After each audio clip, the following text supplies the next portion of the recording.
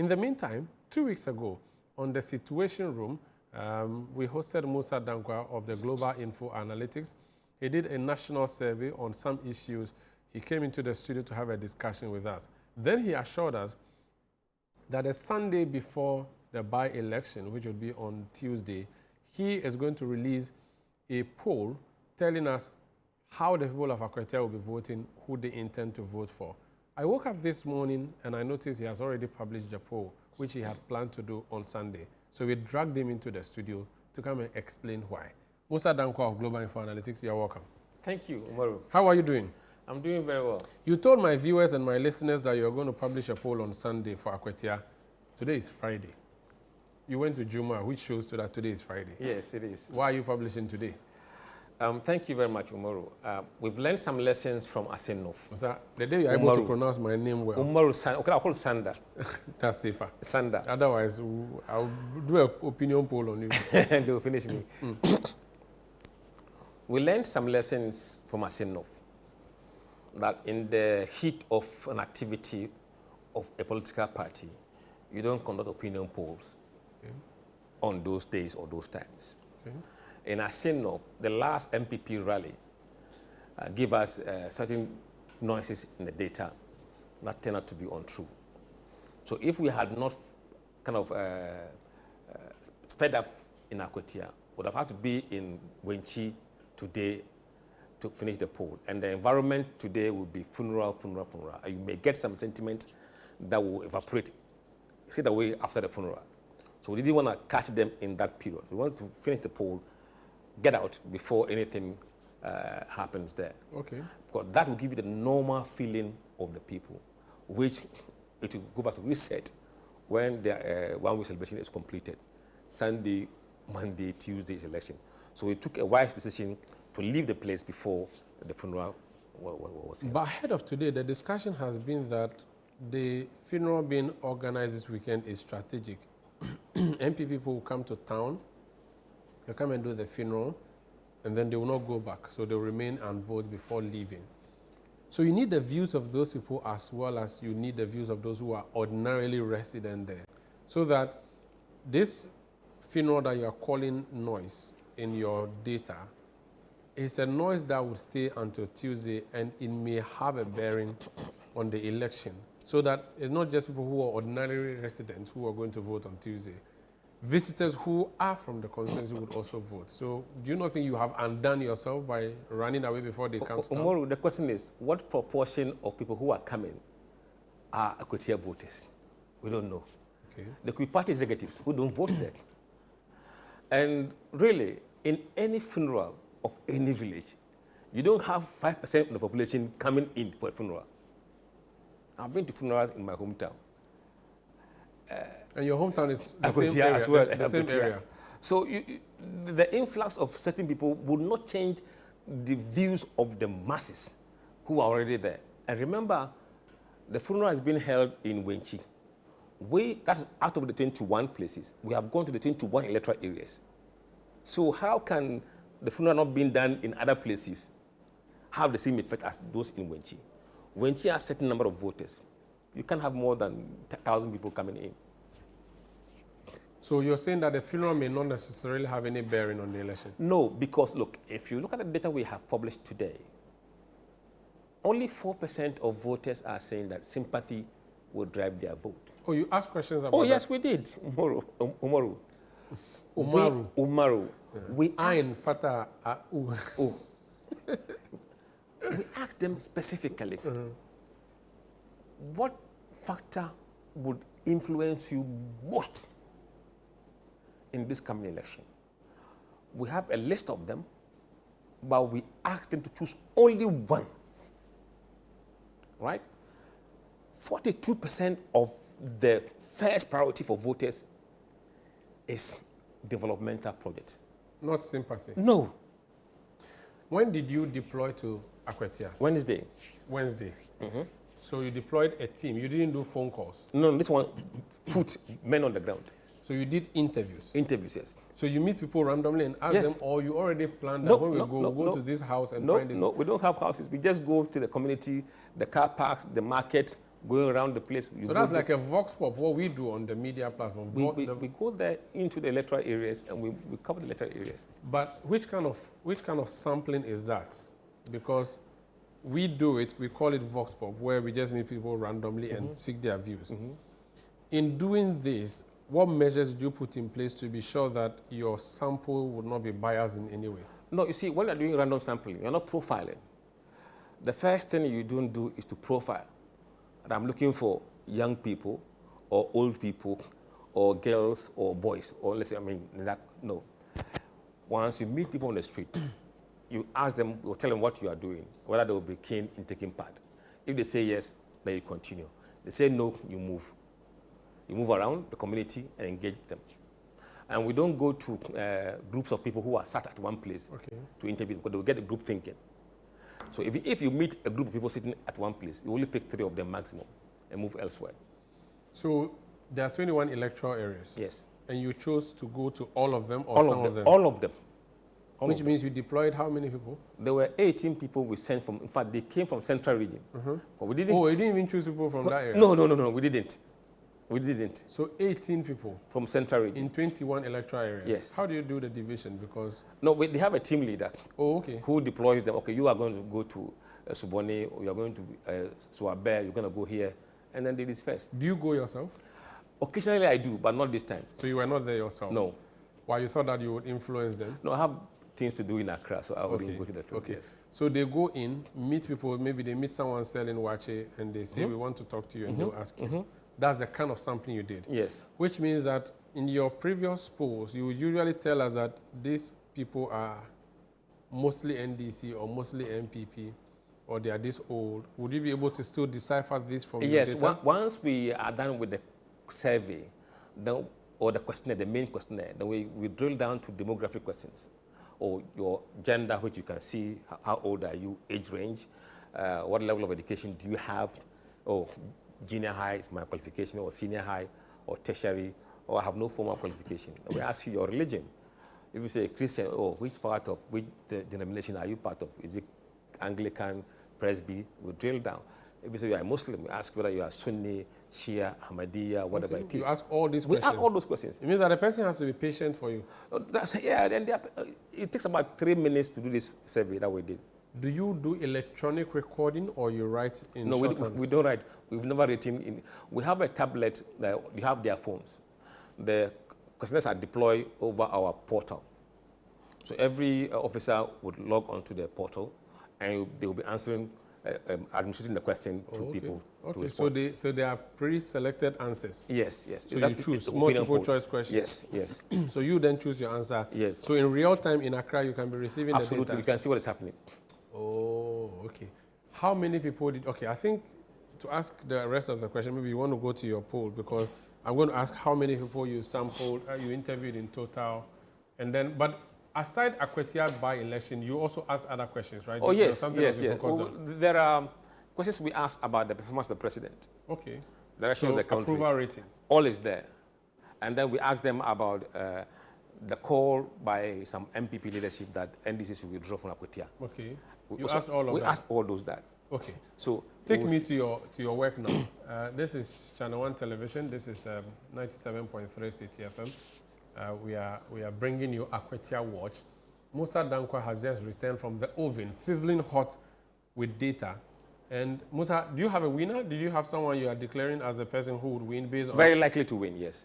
Okay, so Musa is coming to put his neck on the line today and say to us that candidate A or candidate B is going to emerge victorious on Tuesday. You see, he got it right in 2024 December. We're going to test him again. This time around, he is very hopeful that he would succeed the same way he succeeded in 2024. But if he does not, we will remove his smoke and we'll set fire to it. Musa, please tell us what you found. Thank you. Recap from the last election. Ernest Kumi, may so rest in peace, won with 52.8%. Boachi Yadom got 47.2% in the last election. 2024. In the survey we conducted, we interviewed 2,050 Akwatia voters. in 21 electoral areas, using random probability sampling. We don't profile you randomly, we interview you. The confidence level for this survey is 99%. And our margin of error is plus or minus 2.7%. Take me back to basic statistics class. What's the difference between confidence level and margin of error? We are confident that if you run this survey in reality, we are 99% confident that the result we get, you will get the same result, plus or minus 2.7. So if you take the NDC candidate, you can add or subtract 2.7. That will be the range of outcome that we expect to happen. So this, it means that this could be 97% or, no, or it could be 101%? No, the confidence level enables you to calculate the margin of error based on the sample you're looking at. Very well. Please proceed. The interviews were conducted between 27th and 28th August. Mm-hmm. It is cross-sectional poll, face-to-face interviews.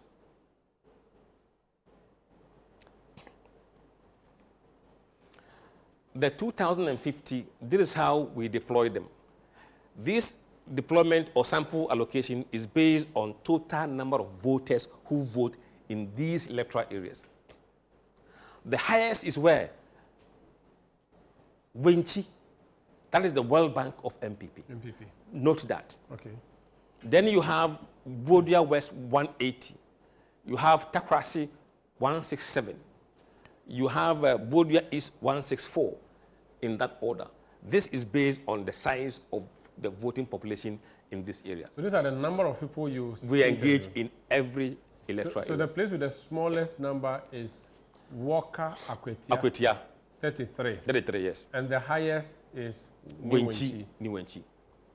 Why did you decide that you should have more people interviewed in the MPP stronghold? No. Because they contribute the bulk of voters in Akwatia. So this is in terms of, so the population of the area determines what you get. It's like the proportional. It's like the electoral college of the US. Absolutely. The larger your state, the more electoral votes. Okay. Because the actual vote that will come from Walker is very small. Okay. Compared to the vote that will come from Wenchi. Okay.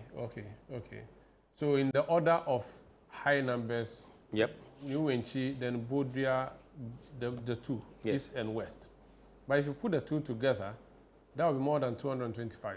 But they are not the same. But are they not the same town? They're the same town, but they have electoral boundaries. I'm asking this because that's the NDC stronghold. No, one side is MPP and the other side is NDC. The two Bodria? Yes. Okay. It's not straight jacket. Okay. And we'll see that in the report. Demography of voters. Let's pay attention to demography.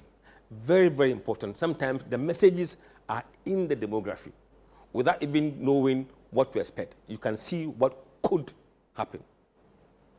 Gender, 47% male, 53% female.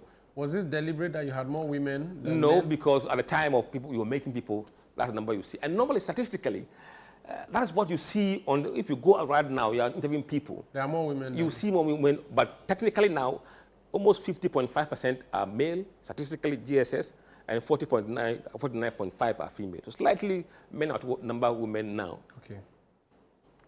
Age profile, 18 to 24, 6%. 25, 34, 34%. So these two gives you 40%. And then 35 to 44, 39%. So around 79% are below 40. Yeah, that is the age of Ghanaian voters. The younger voters. Younger voters. So when you're doing anything, bear in mind the people you are going to seek power from. 45 so 44 to 54 and below. Yeah. Are the people who vote the most. In Ghana, yes, right now. And from 45 and above? They are small. So these guys would determine who become presidents or whatever in the future. Okay. Don't ignore these guys. Educational level, junior high, 29%. Senior high, 28%. Tertiary, 28%. No formal qualification, 15%. These two blocks, they are the most enlightened voters we have. When you add these two among Akwatia, it is 56% Majority of them have at least senior high school. It tells you something that the people are going to convince are highly educated. Okay. And that should inform the person you select as a candidate. But when you say no formal education, that's the non-educated people. They are also very active in our political space. I'm not saying they're not active, but they haven't got any paper to show that this is what they've achieved in terms of schooling. Okay, okay. Here, they have junior high school, or what they call old science 7. The one you did? No. I didn't go science 7. And I didn't go to GSS either. I skipped. You didn't do GSS? No, I skipped. Please, I want to know before you continue. Why? I skipped. Did they sack you from GSS? No, they didn't sack me, but I... Where did you go to primary school? Forgive me, viewers. I want to do a quick profile of my researcher before we proceed. So I went to DC Roman Catholic RC Primary School in Medina first, then left RC Primary School and went to Medina Islamic School. And then from there, I dropped out from school and I went to Nkwantanai LA Primary at Nkwantanai there. I went to class 6 and I realized I'm a bit higher than them, so I skipped to Form 1. And Form 1, I skipped to secondary school straight away. So from class 6, you left to Form 1? And the Form 1... GSS 1? GSS, if I had stayed with the class 6 group, I would have been the first batch of GSS. So you went to Form 1 of 6th form, or whatever they call it? Form 1 of the old Science 7. Okay. But I didn't stay there. I left second term to secondary school. But what qualification do you use to enter secondary school? Private school. It was a private school. So those days, those ones, they didn't need qualification. Just so that you can understand what is going on. So I went. So you are a shark? Not quite. Let's go. All right. Christians, 54%. Normally, it's around 72%. Yeah. Islam, 12%. Normally, around the country, it's about 18. 20% or 21%. Traditional religions, about 4% nationally. Here, they are 18%. Other religion, 1%. Non-religion, about 3% nationally, but very high in Akwatia. So you must know the people you are dealing with. Then you have the ethnic groups. Accounts 76%. Nationally, it's about 45, 47%. So much account dominated. Okay. Ewas 8%, Guans 7%, Gadangbi very small 3%, Moidagbani 2%, and the rest follow. Political party affiliation. Of the people you interviewed? Yes, we interviewed. Most of them are MPP. Okay. 46% are MPP. 41 are NDC. So before you even ask the person who will you vote for, you would ask the person which party do you belong to? No. If you do that, you get MPP answers or NDC answers. Oh, okay. We leave this question that I'm going through now at the very end of the question. Even though in the report, we bring them first. In the questionnaire, they are at the bottom. So it doesn't influence the answers they give you. Okay. So NDC 41, floating voted 7%, other parties 2%, and I will not disclose my party 4%. So you spoke to more NPP people than NDC people? Yes. Okay. Yes. Governance and performance. Here we ask them about the perception of where the country is headed. Do you believe that Ghana is headed in the right direction or wrong direction? 4 weeks ago, right direction was 47%. Wrong direction, 41%. No opinion, 12%. That's the green bar, the last one, the baseline poll. Currently, right direction has dropped to 44%. Wrong direction has gone up from 41 to 45. No opinion has dropped to 11%. So this is a sentiment that is showing a bit of anger against the system, against the government. Is it not too early? But they are telling us.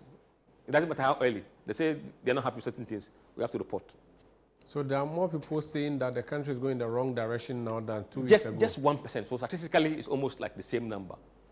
Well, remember, the margin of error is 2.7%. Yeah, okay. So, and then these are the electoral areas who are saying right direction or wrong direction. Okay. So this can give you a clue as to which environment may be fertile for you to go and campaign for your candidate and which areas may not be that fertile. It gives you a bit of insight if they have to use the data very carefully.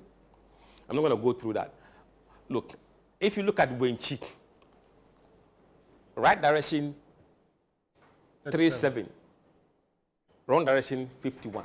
It tells you that this is area that may be anti-government. Anti-government. And that's the hometown of, but look, 12% are not having any opinion. But in Bodia, I've seen the Bodia. Yeah, you see, Bodia East is MPP, remember, 5-3.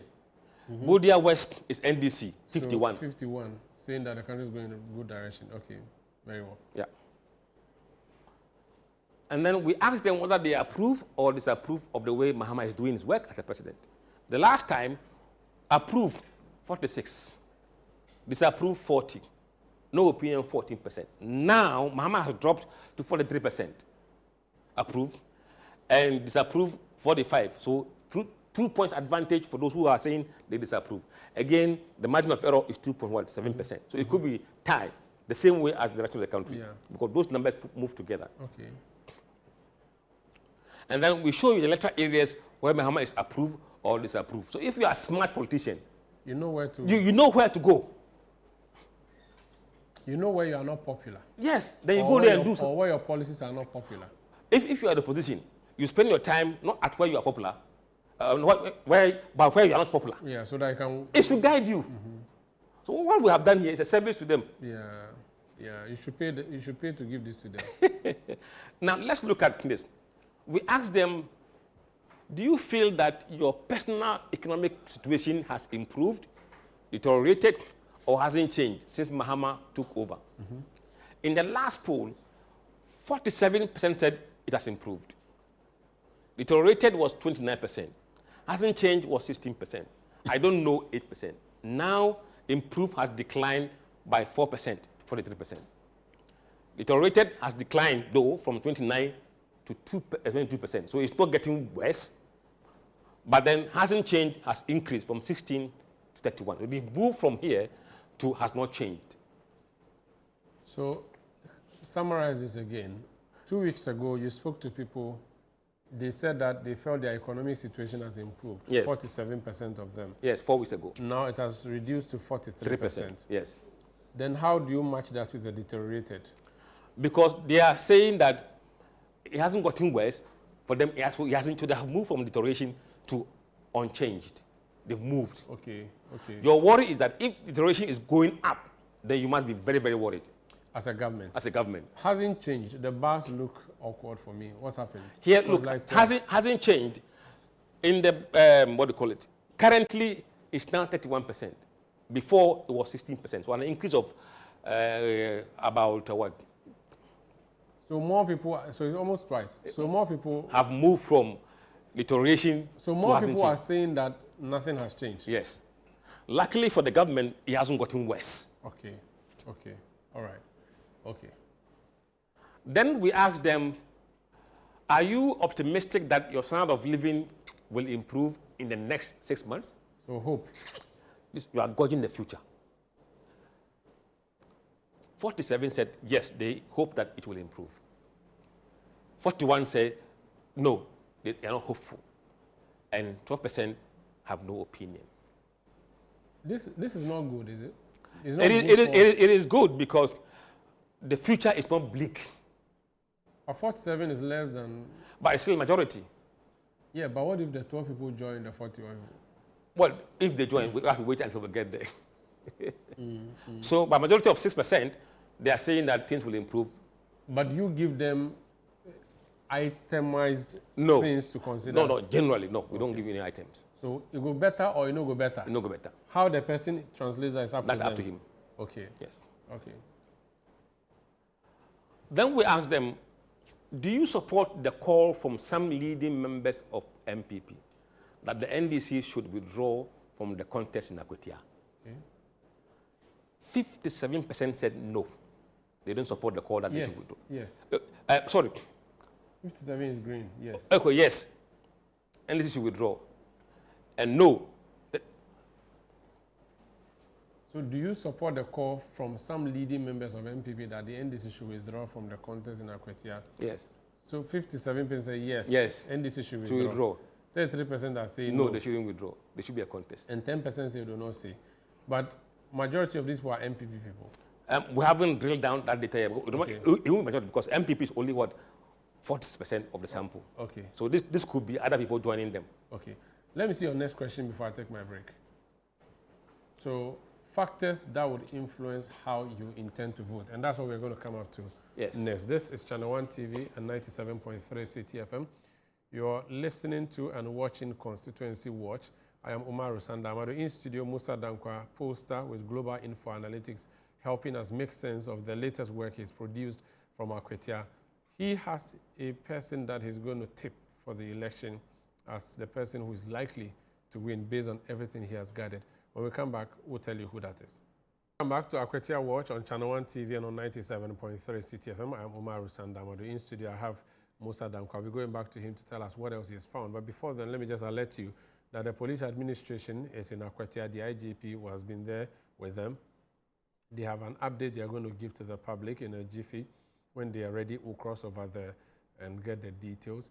Meanwhile, Neoni Amate Kanako would also be joining us to know what happened at the vigil last night and the preparations towards the funeral or the 1 week observation happening tonight. So these are things that we have eyes on. Let me come back in studio. Musa, so the factors that will influence how people vote on Tuesday, you asked them that. Yes. And did you have a pre-set answers? Yeah, we'll give them a list of answers to choose from. Development projects, the economy, education, jobs, galamsey, voting for my party, sympathy vote, popularity of the candidate, healthcare, other factors. So if what you are thinking of is not among these, then choose other factors. Okay. And zero? Near zero, yes. So the sympathy is a crucial one because that's something we've talked about. Now, crucial to some people. I mean, no, it's something we've been talking about. Yes, so but we the assume that is going to be the biggest deal. Absolutely not from this data. No sympathy at all? No. You see, the Ghanaian voter has become smarter. The perception we have about them was years ago. These are the current voters. Remember, those about 79% of them are below, 35 years of age. These guys have no sympathy. Economy, things that affect their lives, is what drive their vote.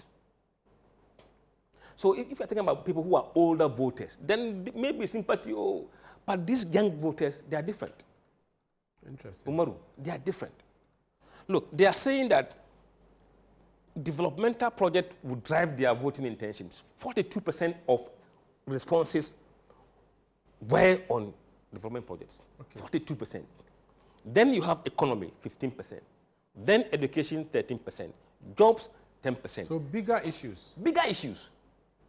Even those bigger issues, they are nowhere near the development project. Yeah. Because, you see, the reason why this is like this because the MPP is not in government. The NDC is in government. The roles that will be done by NDC if you want it to be done. So for you to be able to chase development for yourself, would you put an opposition candidate MP there or governing MP? Okay. That is why this is so high. Very well. So let's see what else you asked the people and what did they say? So factors with greater influence. We looked at those and then you broke it down into percentages. For those who say developmental projects, 44% of them hold junior high school qualification. 23% of them senior high. Tertiary, 24%. 9% have no education. So majority educated. Yeah. Now look at this issue. Sympathy. Watch carefully. Sympathy vote. 29% of them junior high. 28% of them no education. These two are the less educated.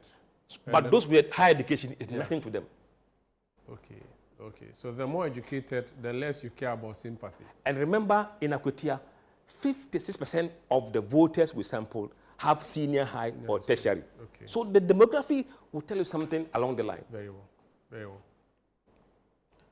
Look, I'm voting because of my party. Look, 43% of them junior high, 16 no education. So 16 plus 43 is what? 59%. So the lower the level of education, the more vulnerable they are to see these issues of sympathy and my party. And these guys, education, look, 12% education, junior high.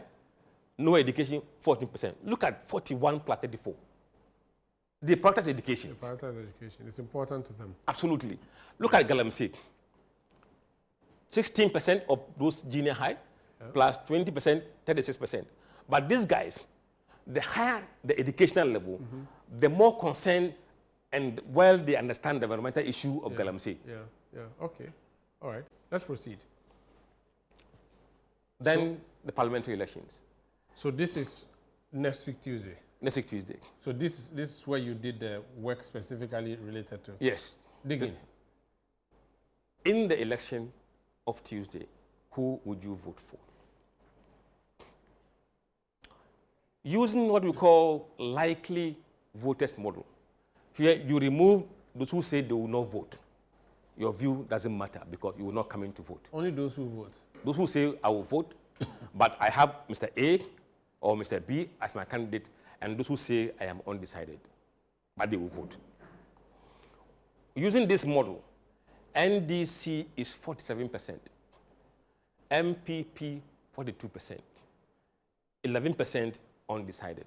Bernard Bediako, I think, I'm not sure. Is he also called Beidou? Beidou, yes. So it's Bernard Bediako. Okay. Yes. So on that model, Bernard Beidou or Bediako Beidou is 47%. Solomon Kwame Sumedu, 42%. Osu Patrick, near 0%. 11% undecided. Now, when we go forward, we do something we call the committed voters model. Here, they have pledged their vote for Mr. A and Mr. B. So if you are saying you are undecided, we discount, we put you aside and see how the race look like among those who said, I'm voting for Mr. A or Mr. B. On that model, and this normally closely aligns with the election result. This model aligns with what you will see on Tuesday. On that model, NDC is on 53%, MPP 47%, Osu Patrick near 0.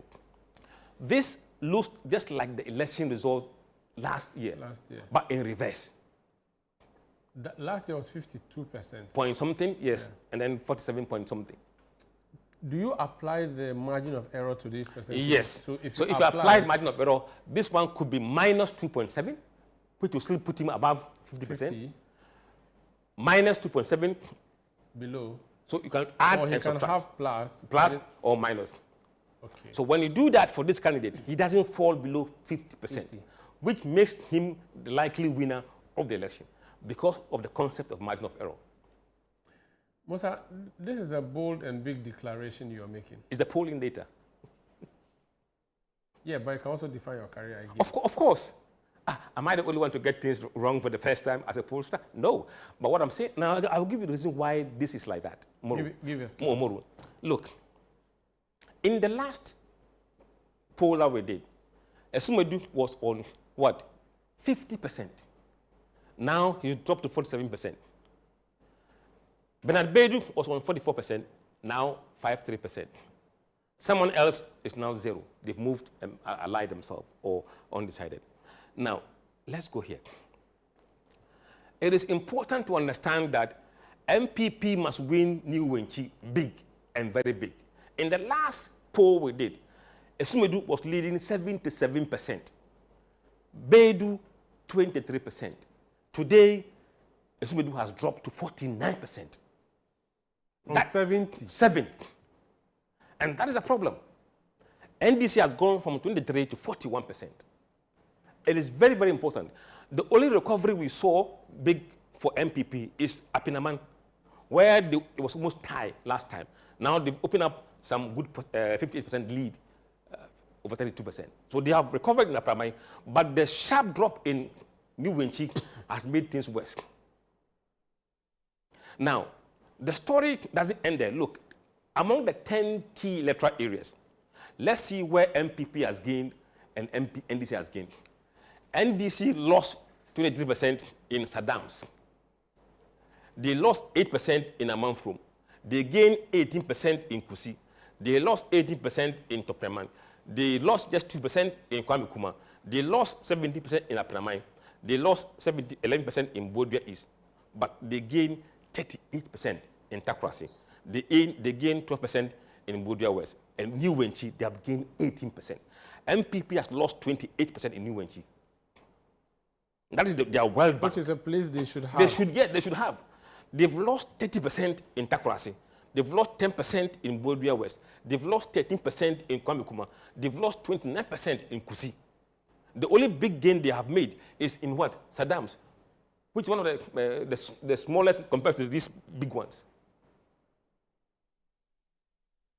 Now, I'm looking at NDC's biggest loss is 23%. That's in Saddam's. Yes. That's NDC's biggest loss, right? Yes. MPP's biggest loss is 29%. But 28%, 30% in there's even Takoradi. 30% in Takoradi. But So if you balance it up, but MPP that has lost 30% in Takoradi is less, it's a pale when compared to Wenchi. Because Wenchi is a World Bank. It's a big. So the 28% is huge than 30% here. What is SE? Someone else. Okay. Look, undecided in Wenchi, 11%. You don't want to have that in your stronghold. Bodria West, undecided is what, 11%. They should be specific. Yes. They should tell you. In Wenchi, you should be. No, I'll show you something. Let's go. You see something. Voting by key demography. Male, female, there's no much there.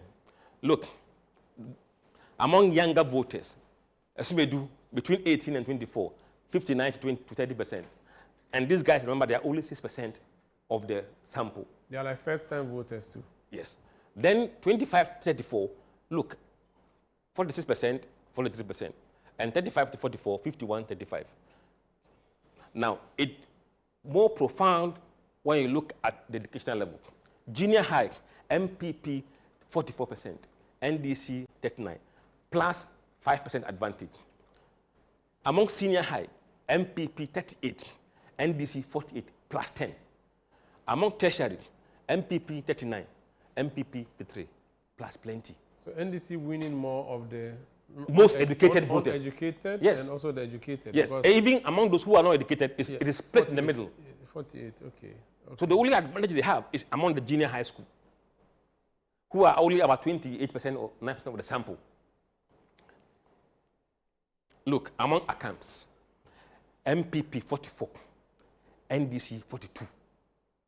And accounts usually would be the place they expect Absolutely. more. So this is almost tied. Minority group, Guans, NDC 63%. Ghana Dangbe 79 for NDC. Ewe 51 for NDC. Moni Dagbani 64 for NDC. Every other demography, other than the other ethnic groups, NDC is leading.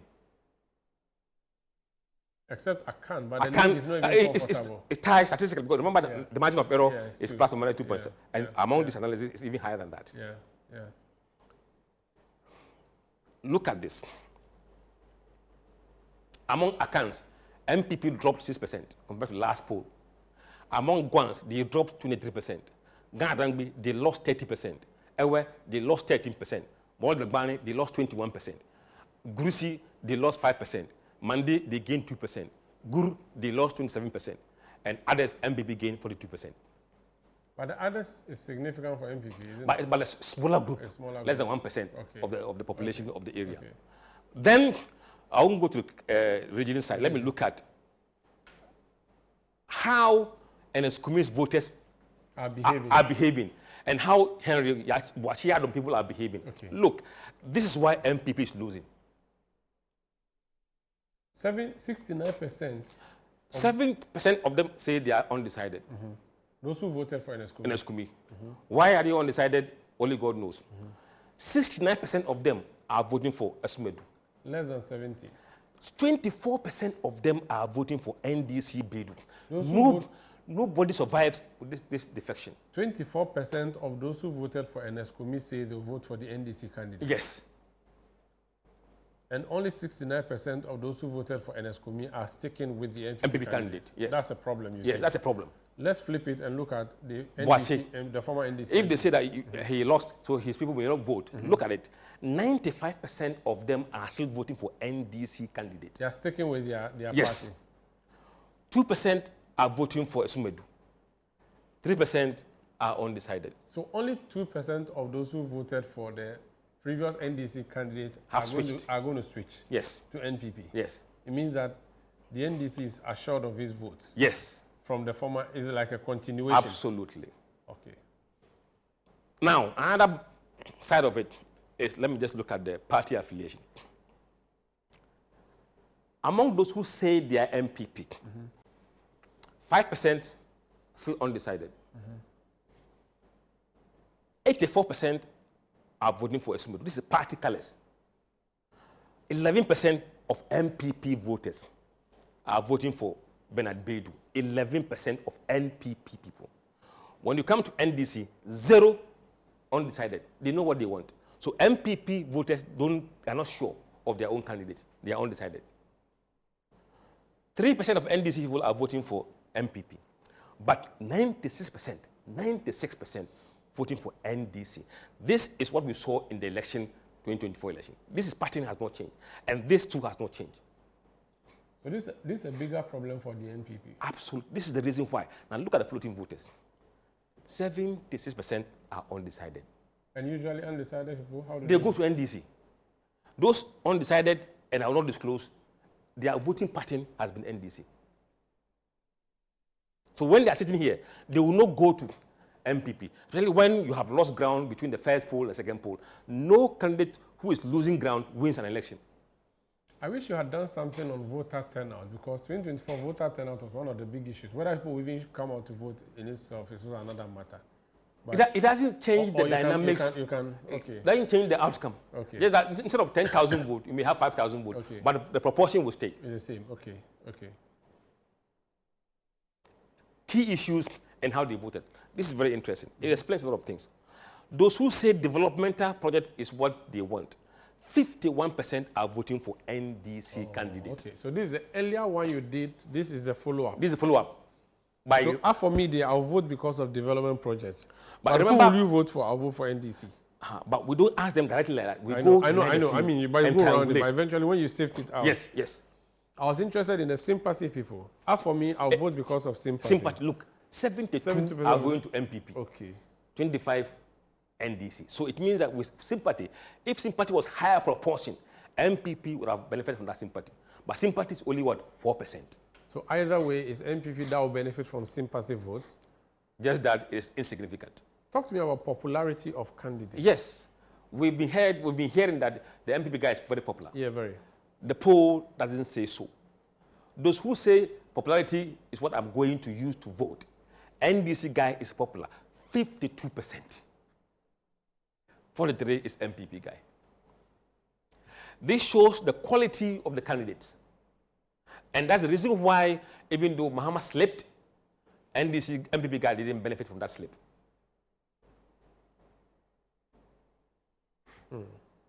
Okay. Galamsey, about 8% said it is important. That 8%, some are pro, some are against it. Look at it. Those who are saying Galamsey is important to them, 48 are voting for MPP candidate. 47 are voting for what? NDC candidate. Remember, those with higher education, senior high and tertiary, also say Galamsey is important to them. And those are the guys who know the environmental impact of Galamsey. Yeah. Those who are voting because of their party. Again, if it was MPP, right? Yes. 85%, my party in T. NDC, 15%. All right, let's move forward. And that's about Akwatia, in terms of the parliamentary elections. But we did ask them about the presidential for MPP and NDC, but I don't think... Okay. I think we can... I want you to go back to where you did a projection for who is winning, the two projections you did, so that we can stick to that. For who leads MPP, I think we did one the last time. Yeah, so we know. Maybe we can talk about this the next week when we come on Situation Room. Now we are focusing on Akwatia. This is ChannelOne Television. This is 97.3 City FM. I'm Umar Rusanda. I'm in studio with Musa Dankwa. And we have been taking a dive into the work he has done on Akwatia. And the projection he's giving to us, with just 3 days to the voting day, is that the NDC's Bernard Bediako is tipped to win over the NPP's Kwame Sumedu. And he says he's putting his work on this, trusting that it will come out true. And I'm telling him, if it doesn't come through, we'll burn his smoke. He says he will not be the first pollster who is getting it wrong. But how confident are you, yourself, personally, that on Tuesday, They will not throw tomatoes at your face. The confidence level is 99%. Wow. Yes. That's very bold. Very bold. Repeat it for people who are just joining us. The confidence level for this survey is 99%. That's the results will manifest. Plus or minus margin of error. Even though, so I interviewed Baba Jamal on this show. He's former MP for the area. He walked me through the successes and failures of the NDC over the period versus the MPP. He gave me an impartial analysis and a partial analysis. Pound for pound, Akwatia is a blue constituency, even though it's a marginal numbers. Yeah, but pound for pound, if you look at the historical record, yes, MPP has won more than the NDC has. Correct. NDC won 92, won 96, lost 2000. So NDC won 92, 96, 2012. What am I doing? 92, 96, 2012, and then 2020. 20, yes. 4 times. 4 times. MPP won 2000, 2004, 2008, 2016, and 2024. So yeah, 5. 5 times. So MPP has 5 times, NDC has 4 times. It looks like everything is set for MPP to retain that seat. And they say they'll put in their everything. You are sort of throwing sand in their gari. Those who will be watching you and go on Facebook and say, Musa Dankwa, what would you say to them? Umaru, I have pointed to you that 25% of NSQB people are deserting MPP. That is the problem MPP has. So is it a candidate who is losing? Remember, they won by just 6% in the last election. In the last election. If you are losing 24% of those who made up that 6% margin, Umaru, you will not survive. There hasn't been any additions to the register. There are no new voters in. It's the same people you're going back to and say, vote for me. And 24 of those people have left the queue, joined another queue. How do you win? You see, in the last election, we saw this analysis throughout the entire country. And that was what gave us the confidence what was happening in the general election. Because we were able to do this analysis that nobody was seeing. Once this holds true, trust me, the figures will not change. How honest are the people you spoke to? Because if this turns out to be wrong, then it's the honesty of the people you're speaking to. The people who will be dishonest will be accounted for with the margin of error. And you see, we are able to triangulate whether you are telling lies or you are being truthful. Remember when I said to you last week that we don't trust the ethnic group we're saying to us was true? Yeah. Because it goes against the pattern we understand. Right now, that pattern has been re-established. Musa Dankwa, Global Info Analytics, thank you so much for coming to put your neck on the line. I'm happy when you do this. You did it with me in 2024. I gave you back your stone. It's the Shai Osudoku Mountain, the Osudoku Mountain. It's there. You haven't come to collect it. I'll go for it. So please, take your seat. I'm going to offer you another stone this time. I'll offer you the Ekiapim Togo Range, where I went to look at waterfalls at Dodowa over the weekend, Chenku Waterfalls. If you come through the mountain, the Buri Mountain, I'll give it to you as your stone. But if it fails, let me go to